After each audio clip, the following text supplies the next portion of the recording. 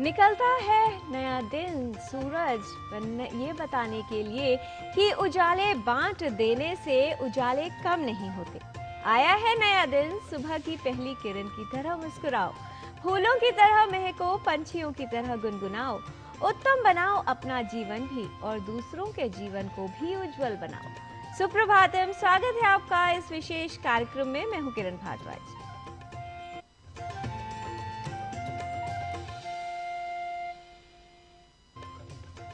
हम जीवन में जो भी कार्य करते हैं उसके करने के पीछे हमारा उद्देश्य, भाव, नियत अर्थात मंशा क्या है, ये भी महत्वपूर्ण होता है।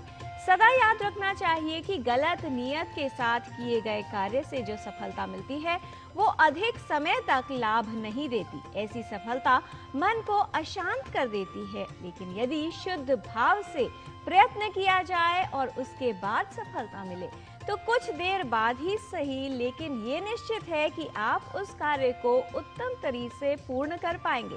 और ऐसी सफलता आपके मन को शांति भी देती है और हर्ष का अनुभव भी। समय कैसा भी हो, निरंतर प्रयत्न करते रहना चाहिए और मार्ग कैसा है उस पर भी ध्यान रखना चाहिए। आइए देख लेते हैं आज का पंचांग और जान लेते हैं क्या है आज की तिथि, वार और नक्षत्र। आज का पंचांग युगाब्द 5127, विक्रम संवत 2082, शक संवत 1947, दक्षिणायन मार्गशीर्ष मास शुक्ल पक्ष पंचमी तिथि मंगलवार, उत्तराषाढ़ा नक्षत्र। आज का दिन सभी के लिए मंगलमय हो। नियत कितनी भी अच्छी हो, लेकिन ये संसार, ये दुनिया, यहाँ के लोग हमें दिखावे से जानते हैं, न कि हमारी नियत अर्थात मंशा से। लेकिन कितना भी अच्छा दिखावा कीजिए, जो ईश्वर हैं वो हमें हमारी मंशा अर्थात नियत से पहचानते हैं। सदा ही अपनी नियत साफ रखिए और अपने विचारों को शुद्ध, क्योंकि इसी से हमारा व्यक्तित्व बनता है। तो वैसे जीवन, अपने सोच और विचार दोनों को ही सकारात्मक बनाए रखना जीवन को नई ऊर्जा प्रदान करता है। अहितात् प्रतिषेधश्च हिते चानुप्रवर्तनम् व्यसने चापरित्यागस् त्रिविधं मित्रलक्षणम्। अहित से दूर रखना, हित की ओर प्रवृत्त करना तथा विपत्ति में साथ न छोड़ना, ये मित्र के 3 लक्षण कहे जाते हैं। 3 qualities characterize a friend. 1 who keeps you away from troubles, leads you to something better, and stands by you in a crisis.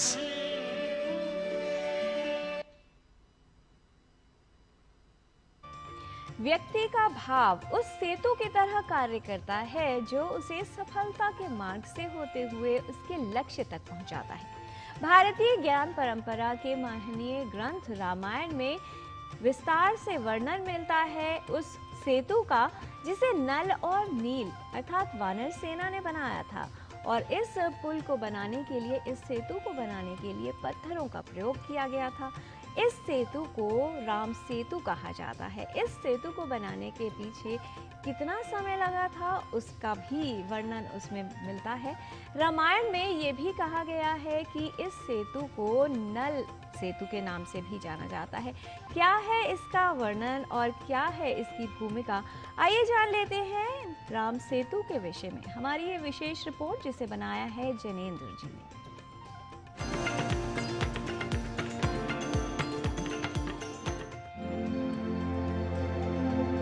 Sita को खोजने जो पहुंचे लंका में हनुमान, ज्ञान गुण सागर जय कपीस को नहीं था यह अनुमान।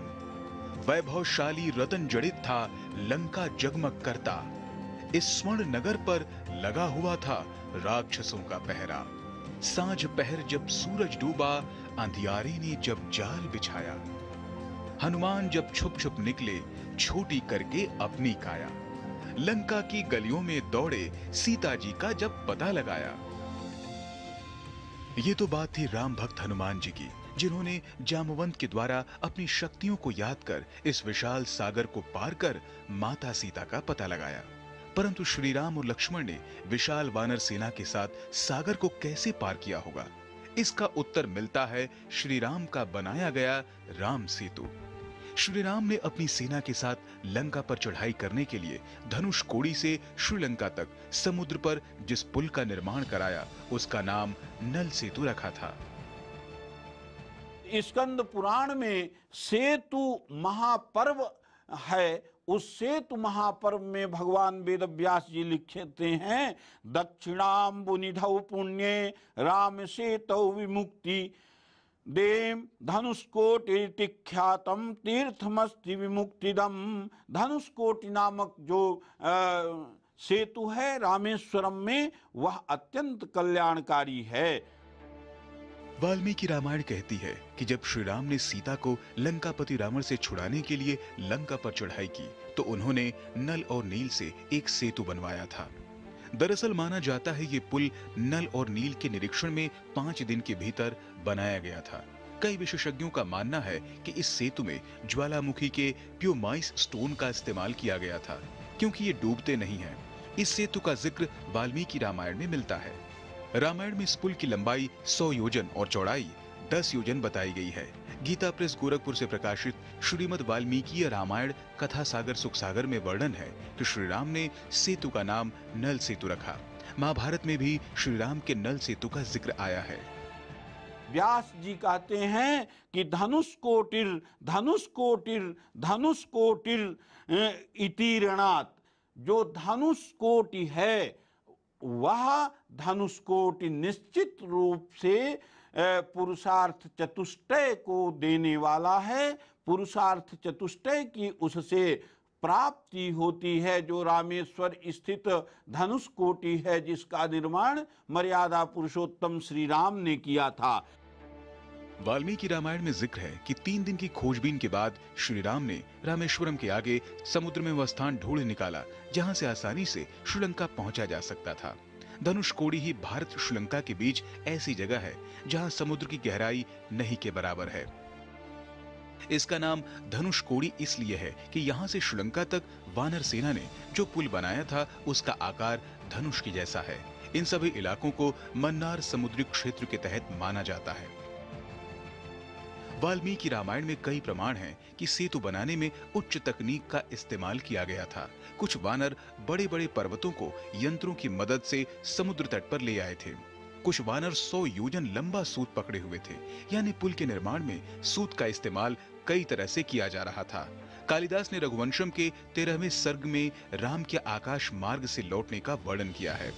इस सर्ग में श्री राम का माता सीता को राम सेतु के बारे में बताने का वर्णन है। स्कंद पुराण के 3, विष्णु पुराण के 4, अग्नि पुराण के 5वें से 11वें और ब्रह्म पुराण में भी श्री राम के सेतु का जिक्र किया गया है। राजमंगल पांडे के साथ जनेंद्र सिंह की रिपोर्ट, डीडी न्यूज।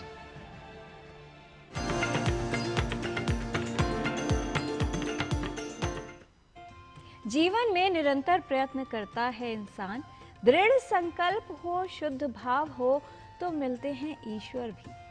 कहा जाता है कि अपने जीवन में यदि प्रयत्न निश्चल भाव से किया जाता है, शुद्ध भाव से किया जाता है तो उसमें सफलता अवश्य मिलती है। हमें अपने जीवन में परिवर्तन के लिए कुछ आदतों को बदलना आवश्यक है। कई तरह के खतरे हमारे स्वास्थ्य को प्रभावित कर रहे हैं। सर्दियों के मौसम में संक्रमण और रोग होने की संभावना बढ़ जाती है। निमोनिया एक ऐसा संक्रमण है जिसके कई कारण हो सकते हैं। इसके लक्षण खांसी, जुकाम, बुखार से लेकर गंभीर भी हो सकते हैं जो व्यक्ति के जीवन के लिए खतरा बन सकते हैं। आइए जान लेते हैं कि कौन से लोगों में निमोनिया होने पर गंभीरता अधिक हो सकती है और कैसे निमोनिया से बचाव किया जा सकता है।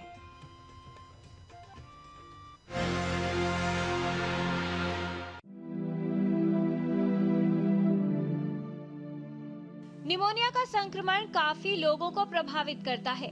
सर्दियों के मौसम में निमोनिया की संभावना बढ़ जाती है। निमोनिया फेफड़ों में होने वाला एक संक्रमण है जिसके कारण फेफड़ों में सूजन की स्थिति बन जाती है। इसके कई कारण हो सकते हैं। निमोनिया के लक्षण खांसी, जुकाम, बुखार से लेकर गंभीर हो सकते हैं और व्यक्ति के जीवन के लिए खतरा बन सकते हैं। विशेष तौर पर कमजोर प्रतिरोधक क्षमता वाले लोग जैसे बच्चे और वृद्ध लोग निमोनिया की अधिक गंभीर रूप और जटिलताओं से प्रभावित होते हैं।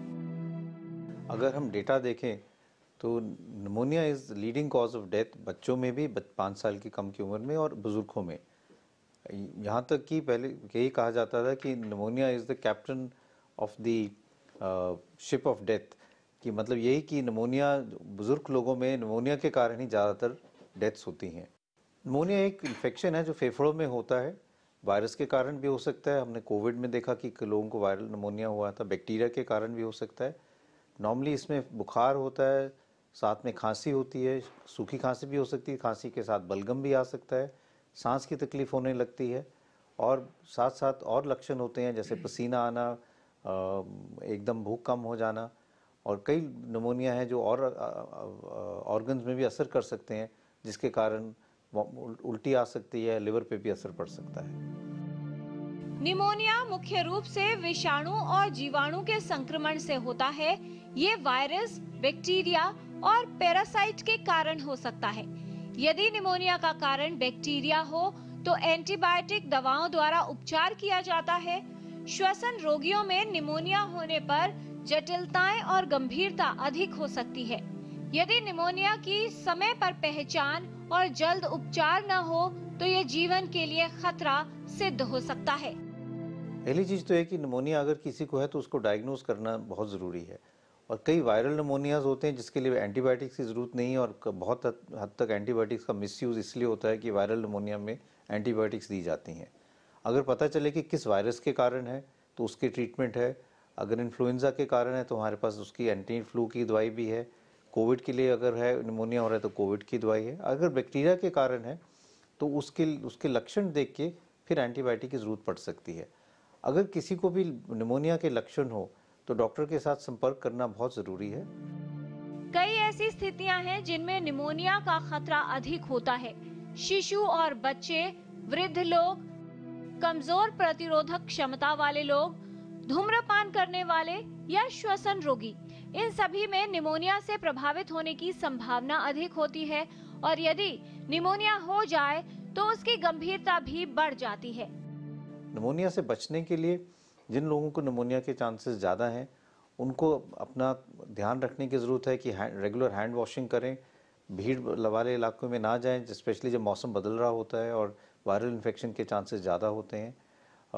अगर किसी को ज़ुकाम, नज़ला, खांसी है तो उसके संपर्क में ना आएँ, 2 गज़ की दूरी बना के रखें, और अगर ऐसे जगह जा रहे हैं जहाँ भीड़ है, इन्फेक्शन के चांसेस ज़्यादा हैं तो एक मास्क लगा के ज़रूर जाएं, क्योंकि अगर हम ध्यान रखें, उसको जल्दी पिकअप करें। निमोनिया की कई वैक्सीन्स हैं जो हम बच्चों में या अडल्ट्स में लगाएं तो निमोनिया से बचाव हो सकता है, और इसलिए प्रिवेंटेबल डिजीज़ है, और अगर हम अपने इम्यूनिटी ठीक रखें तो काफ़ी हद तक हम निमोनिया से बच सकते हैं। निमोनिया के लक्षण समय पर पहचान लिए जाए तो उपचार किया जा सकता है। गंभीरता न बढ़े इसके लिए निमोनिया का जल्द और सही इलाज करवाना आवश्यक है। साथ ही सर्दियों के मौसम में विशेष सावधानी रखें। बहुत अधिक सर्दी में तुरंत बाहर न जाएं। बाहर जाते समय पर्याप्त मात्रा में ऊनी वस्त्र पहने। सर्दियों के मौसम में विशेष सावधानी रखें जिससे निमोनिया से बचाव किया जा सके। किरण भारद्वाज, डीडी न्यूज।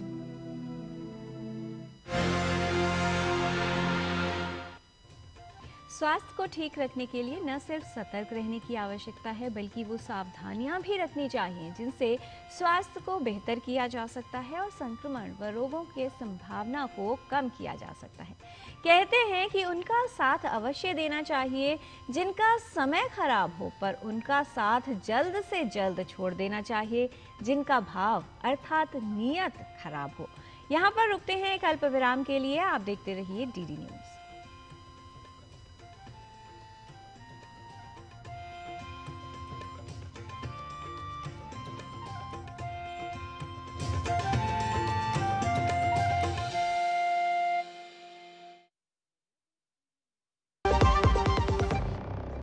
कौन है जो जोड़े देश को? विकसित भारत का विकसित भारत। सुनो, एक अच्छी इंश्योरेंस अच्छी इंश्योरेंस पॉलिसी, एआई से पूछते हैं। एक ऐसी पॉलिसी जिसमें प्रीमियम पेमेंट हो लिमिटेड पर इनकम आती रहे लाइफ टाइम। LIC का जीवन उत्सव। एक ऐसी पॉलिसी जो दे होल लाइफ इंश्योरेंस कवर भी। LIC का जीवन उत्सव। वाओ, चलो तो LIC की जीवन उत्सव पॉलिसी ही लेते हैं। मैं भी तुमसे यही कह रही थी, LIC का जीवन उत्सव। लाइफ टाइम सेलिब्रेशन मनाइए LIC के जीवन उत्सव के साथ। फ्यूचर सेट है।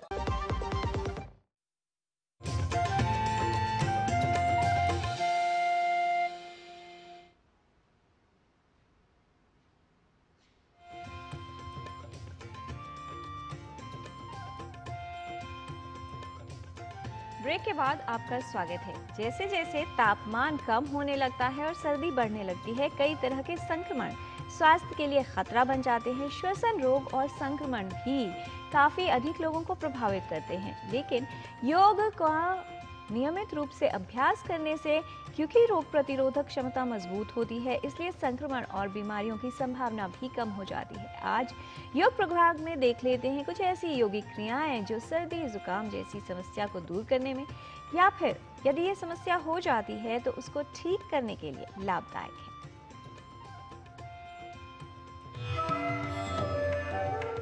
नमस्ते, मैं हूं आचार्य प्रतिष्ठा। बदलता हुआ मौसम बहुत अच्छी चीजें भी लेकर आता है, पर कभी कभी अगर हम ध्यान न रखें तो नज़ला हो जाना एक बहुत ही आम समस्या है। ऐसे में महत्वपूर्ण है कि हम योग की शरण में जाएं।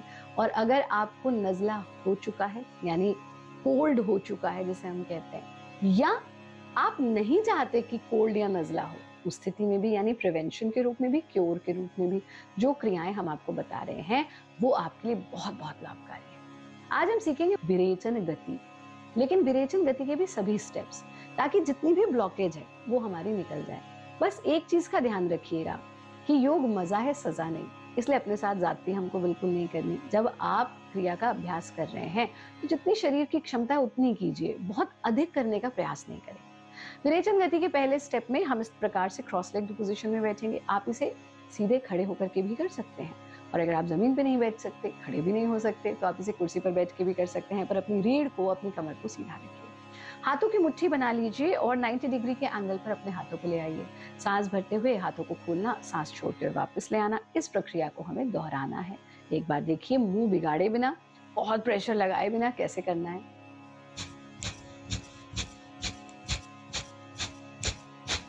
ऐसा कम से कम 25 बार कीजिए। 25वां सांस पूरा बाहर छोड़कर दोनों हाथों को खोलकर,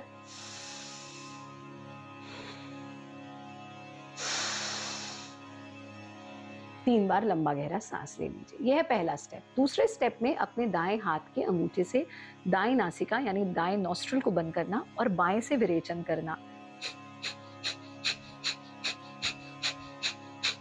इसको भी 25 बार कर लीजिए। हाथ वापस ले आइए, फिर 3 बार लंबा गहरा सांस ले लीजिए। तीसरे स्टेप में दाएं हाथ की ही तीसरी उंगली से बाएं स्वर को यानी बाएं नॉस्ट्रिल को बंद करना, लेफ्ट नॉस्ट्रिल को, और राइट से यानी दाएं से विरेचन करना। इसको भी 25 बार कीजिए। हाथ को वापस ले आइए, फिर 3 बार लंबा गहरा सांस लीजिए। और अंतिम स्टेप में हम दाएं हाथ के ही अंगूठे और तीसरी उंगली से इसे चिमटा जैसा बना लेते हैं, और उससे हम अपने दोनों स्वरों को कंट्रोल करते हैं। पहले आप बाएं से सांस छोड़ेंगे, फिर दाएं से छोड़ेंगे, फोर्सफुल एक्सलेशन होगा। सांस लेने की जो प्रक्रिया है वो इतनी सूक्ष्म होगी कि पता ही नहीं चलेगा हमने कब बीच में सांस ले ली। एक बार देखिए।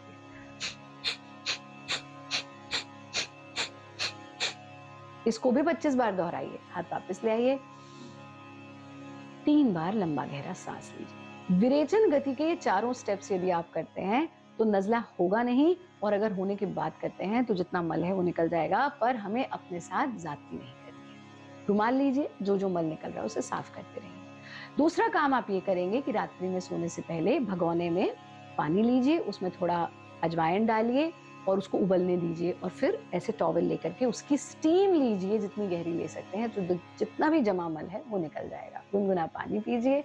हमारा कार्यक्रम देखते रहिए। स्वस्थ रहें, मस्त रहें, व्यस्त रहें और किसी परेशानी से नहीं त्रस्त रहें। स्वास्थ्य को बेहतर रखने के लिए उन त्रुटियों को दूर करना आवश्यक है जो खतरा बनती हैं, कारण बनती हैं, स्वास्थ्य को प्रभावित करती हैं और रोगों की संभावना को बढ़ाती हैं। कहते हैं स्वीकार करने का साहस हो और सुधार करने का भाव अर्थात नियत हो तो त्रुटि भी व्यक्ति को बहुत कुछ सिखा सकती है। जीवन में प्रगति के मार्ग पर चलने के लिए निरंतर ज्ञान अर्जित करते रहना और कुछ सीखते रहना अनिवार्य भी है और आवश्यक भी। तो संस्कृत का ज्ञान लेने के लिए आइए चलते हैं हमारे सहयोगी डॉक्टर गिरीश द्विवेदी के साथ संस्कृत पाठशाला में और जान लेते हैं संस्कृत के कौन से प्रयोग, उनका शुद्ध उच्चारण क्या है और किस प्रकार से अभ्यास आपको इसमें कुशल बना सकता है।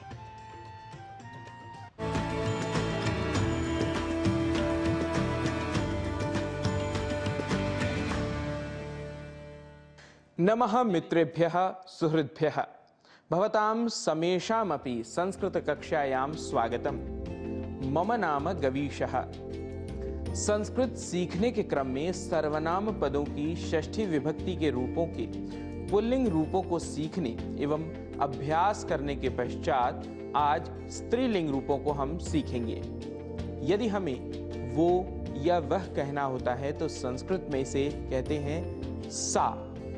यदि हमें ये या यह कहना होता है तो संस्कृत में इसे कहते हैं एषा। कौन, इस पद को संस्कृत में कहना हो तो स्त्रीलिंग में कहते हैं का। ध्यान रखिए, यह सभी प्रयोग स्त्रीलिंग के ही हैं।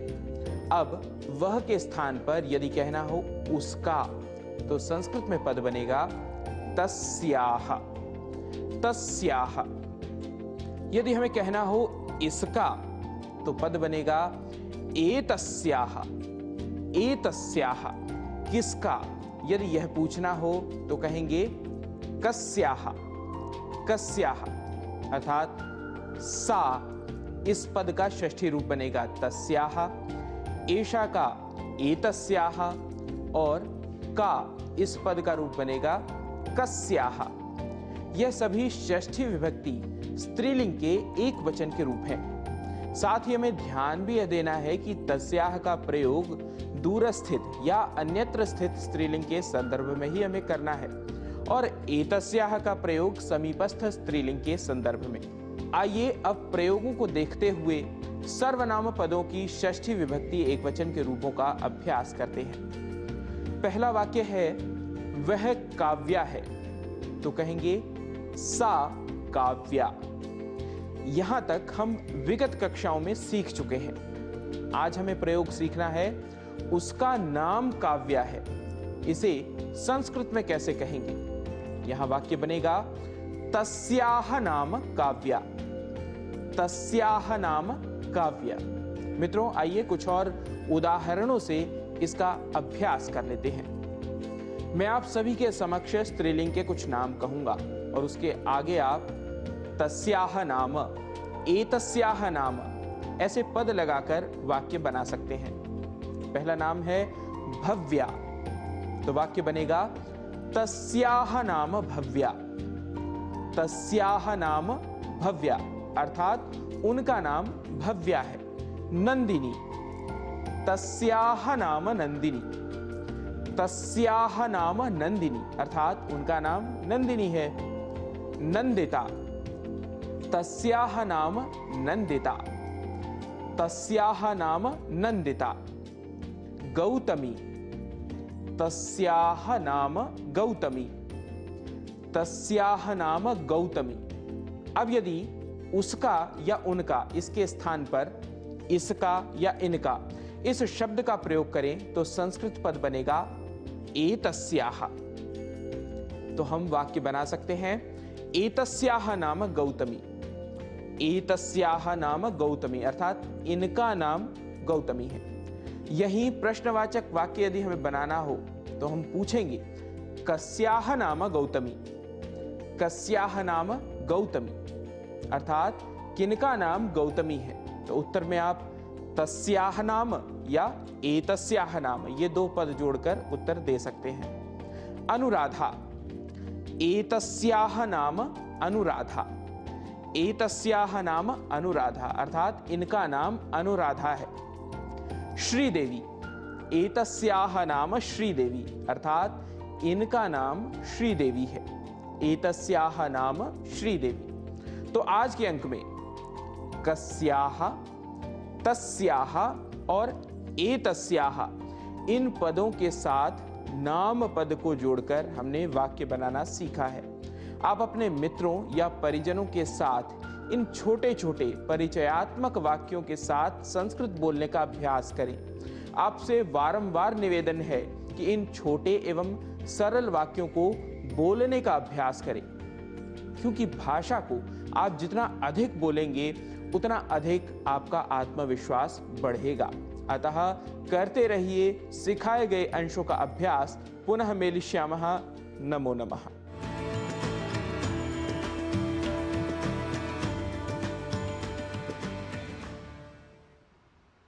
जीवन में चाहे अपने लक्ष्य प्राप्ति की बात हो या ईश्वर प्राप्ति की, छोटे छोटे सहज कदम उठाने आवश्यक हैं, किंतु निरंतर प्रयत्न करते रहना भी अति आवश्यक है, क्योंकि उसी से न सिर्फ आप जीवन के लक्ष्य प्राप्त कर सकते हैं बल्कि उस ईश्वर को भी प्राप्त कर सकते हैं। श्री राम राम रामेति रमे रामे मनोरमे सहस्त्र नाम तततुल्यम राम नाम वरानने। श्री राम का नाम वस्तुतः अपने आप में एक तारक मंत्र कहा गया है और इस नाम का जाप करने से, सिर्फ एक बार ही इसका जप करने से संपूर्ण विष्णु सहस्त्र नाम के समतुल्य फल की प्राप्ति होती है। श्री राम रक्षा स्तोत्र में भी इस बात का वर्णन मिलता है कि श्री भगवान शंकर जी ने ये बात पार्वती माँ को बताई कि स्वयं महादेव भी इस दिव्य नाम का जप करते हैं। राम का अर्थ है रमन्ते योगिनः यस्मिन् स रामः, अर्थात जिसमें योगी निरंतर रमण करते हैं वो राम है। श्री राम सफल जन का आधार है। उनके गुणों को अपने जीवन में उतारने से जीवन का उद्धार होता है और साथ ही जीवन में सही मार्ग और सही गुणों को धारण करने की प्रेरणा भी मिलती है। इसीलिए श्री राम का नाम आपको अपने जीवन में सही दिशा के निर्धारण के लिए और जीवन को उत्तम बनाने के लिए अति महत्वपूर्ण सिद्ध होता है। प्रभु श्री राम के धाम में आज मार्गशीर्ष शुक्ल की पंचमी को मंदिर शिखर पर ध्वज की स्थापना होगी। ये ऐतिहासिक, धार्मिक एवं सामाजिक अनुष्ठान है।